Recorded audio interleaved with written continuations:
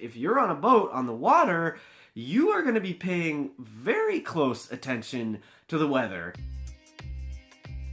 Hello and good morning. I'm Gregory, and this is DnDaily 151, which is a little funny to me. It's cool because yesterday we did 150. That's an awesome milestone. I love it. I mean, feels like we're halfway to the 1 year mark. I mean, technically it's not, but it just kind of feels that way.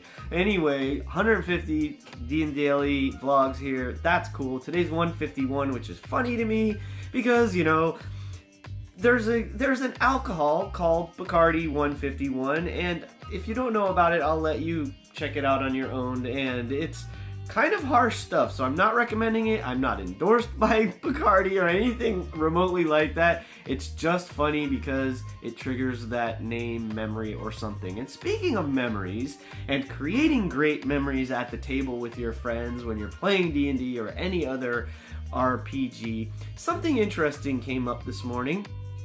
It's kind of chilly here where we are. We're in California today, and coming from Florida, where I am living at the time. I used to live in California, but now Florida, you get used to it. The weather, it's like always seems like it's 70 degrees there all the time. We very rarely have a cold day there. So I'm here in California. It's kind of chilly this morning, and I love it. And at the same time, it made me think about my wife said something that made me think about this too. Is that how often in your games do you describe the weather and the temperature of a place? Like, that is a really interesting thing to bring into a game to, you know, to activate or inspire the senses of the player. So like, if you describe a room as being, you know, frigid and chilly, you know, and you might even ask the players, like, how does your character respond to the cold? How do you feel about it? It's really cold in here, you know, are you bothered by that or something, you know, to prompt them, maybe give them a moment to like role play if they're interested. And it might not have any effect at all in your campaign. One thing that's really fascinating to me, I've been thinking obviously a lot about the Ghost of the Salt Marsh as it relates to like obviously doing campaigns or doing one-shots or adventures within a campaign, you know, quests if you want to call them within a campaign, these moments where you're maybe out on the water. And if you're on a boat on the water, you are going to be paying very close attention to the weather because you want to know, like, if stormy seas are coming, you need to deal with that. It could be a real genuine threat.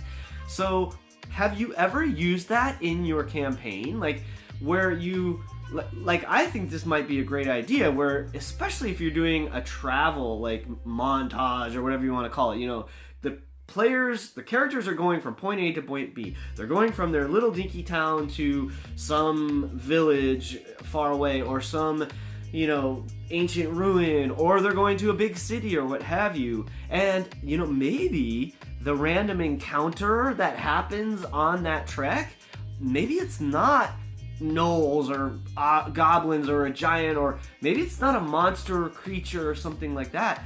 Maybe it's the weather. Maybe there's a flash flood or a freak storm, and that sends the characters into like survival mode. Now the skill of survival and nature maybe are like paramount. Like, how are you going to deal with this situation that I've just presented you with? It's an interesting twist on the setback or the obstacle. If you're a DM and you've read through any of the DMG, you might know what I'm talking about. The Dungeon Master's Guide sets up some information about obstacles and setbacks and how to work with them. And in a dungeon, it might be something like a yellow mold or similar, or a trap, that kind of thing. But what about if you're out in the world? What about especially if the majority of your campaign is going through like the outer world, the general world that you've created for your players?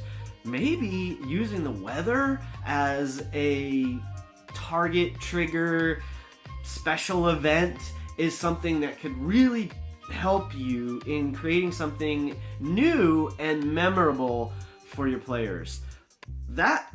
I'm gonna try that sometime. I've done sort of similar where I described what was happening, but I've never actually used it as like a legit challenge, and I feel like I'm gonna try to find some way to weave that into the fabric of one of the games I run somewhere in the future. So we'll see how that goes. I am so excited about this week. I'm traveling, so we're doing the vlog a little differently here. It's gonna have a slightly different flavor over the next few days, I would say. So I hope you will continue to check it out, and thank you for tuning in today. I will see you tomorrow. I'll see you at a table someday. Keep rolling 20s, and remember, it's your game, play your way. Hello and good morning. This is Gregory. This is a morning for me. This is strange. I'm up early, which is cool. I'm up early. It's kind of harsh stuff. It's funny because you can light it on fire, which maybe I shouldn't be telling you all that, but here we go.